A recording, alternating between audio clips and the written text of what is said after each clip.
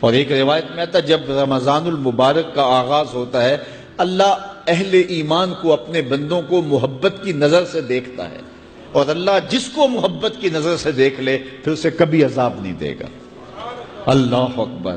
تو یہ روزہ دار کے لیے اللہ کی کرم نوازیاں ہیں، اللہ کی رحمتوں کے اجالے ہیں جو اس کے اوپر برستے ہیں۔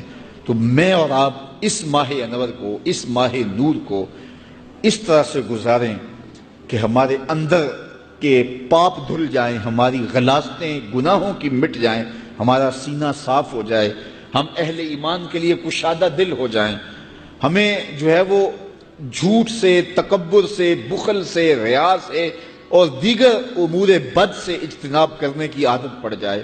روزہ جو سکھانا چاہتا ہے ہم وہ اس سے سیکھ لیں، اور روزے کی برکات ضبط نفس کی صورت میں ہمیں نصیب ہو جائیں، تو ہم روزے کے بعد بھی، ماہ صیام کے گزرنے کے بعد بھی ایک نئی زندگی لے کر، ایک تازگی لے کر، ایک نور و روشنی لے کر کے جو ہے وہ معاشرے کے، اسلامی معاشرت کے ایک اہم فرد کی صورت کے اندر جو ہے وہ سامنے آئیں۔ تو اللہ اس ماہ صیام کی برکتیں ہمیں نصیب فرمائے۔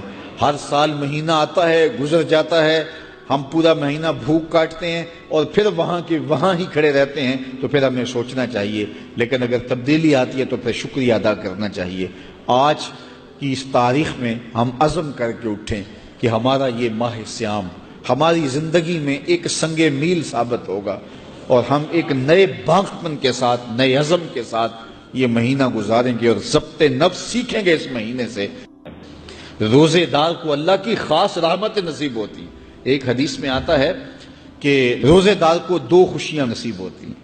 ایک خوشی اسے تب ملتی ہے جب وہ روزہ کھولتا ہے، جب سارے دن کی بھوک اور پیاس کاٹنے کے بعد شام کے لمحے ہوتے ہیں اور پھر روزہ منزل تک پہنچتا ہے، تو کس مسرت اور خوشی اور سرشاری کے عالم میں روزہ دار ہوتا ہے کہ شکر ہے کہ اتنی لمبی اور اتنی سخت گرمی کے ماحول کی شدت کے باوجود اللہ تعالیٰ نے مجھے روب منزل کیا۔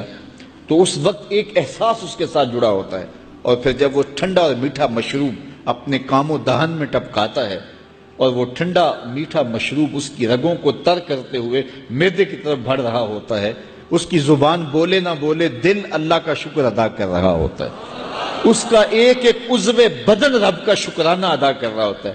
وہ ٹھنڈا اور میٹھا مشروب رگوں کو تر کرتا ہوا آگے بڑھتا چلا جاتا ہے، لیکن شکرانے کا وہ پیکر بن جاتا ہے۔ وہ ایک مسرت، ایک خوشی کا عالم ہوتا ہے کہ روزہ بھی نب گیا، سارے دن کی تکلیف بھی کٹ گئی، اور اللہ نے مجھے افطار کے لمحوں تک پہنچایا۔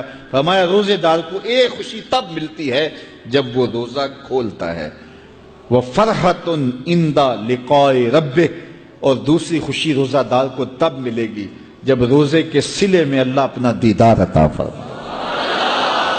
بنی آدم کے جتنے بھی عمل ہیں 10 سے لے کر 700 گنا تک اس کا ثواب اولاد آدم کو اس کا دیا جاتا ہے۔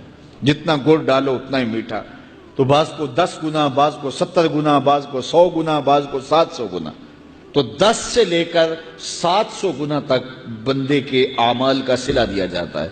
لیکن میرے حضور نے فرمایا لیکن روزہ جو ہے اللہ فرماتا ہے وہ میرے لیے ہے اور اس کا اجر میں خود عطا کروں۔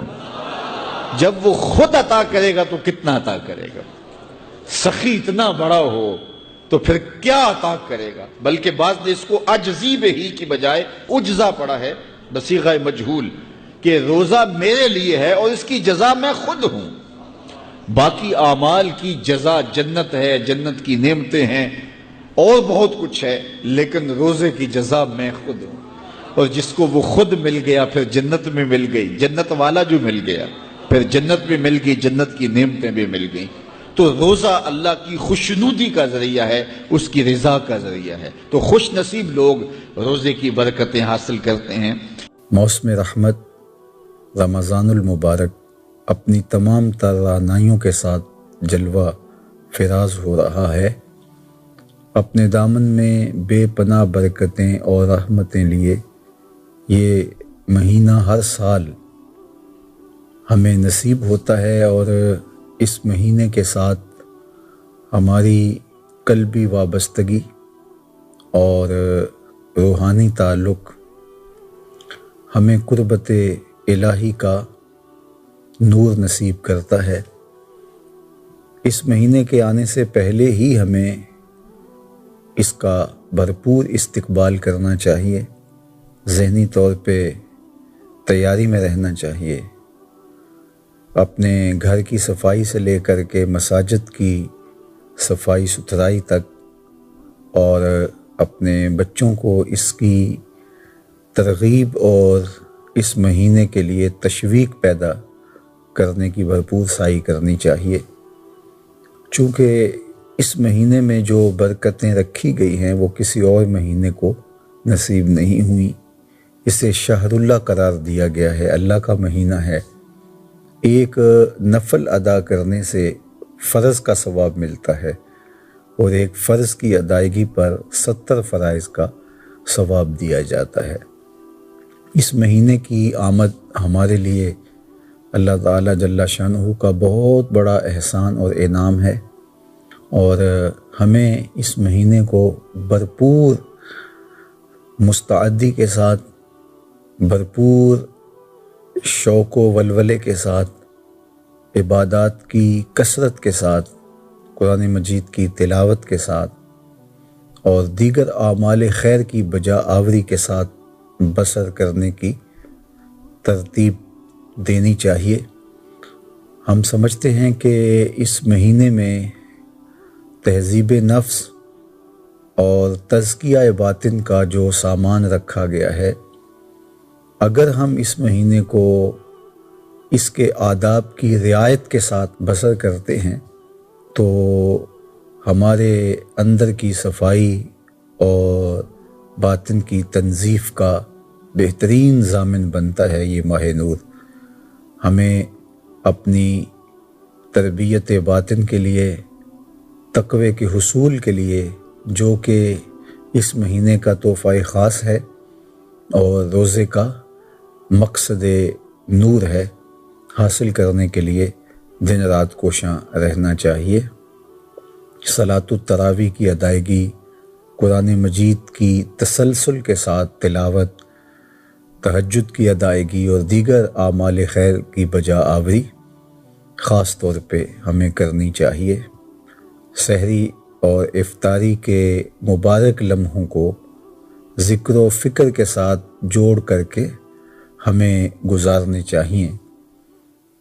ہر وہ چیز جو خرافات کے زمرے میں آتی ہے اس سے مکمل ہمیں اجتناب کرنے کی ضرورت ہے، اس مہینے کی برکتوں سے محروم نہ رہیں اور اس کے دامن سے وابستہ نور و نکہت کو اپنے من میں سمونے کی کوشش کریں۔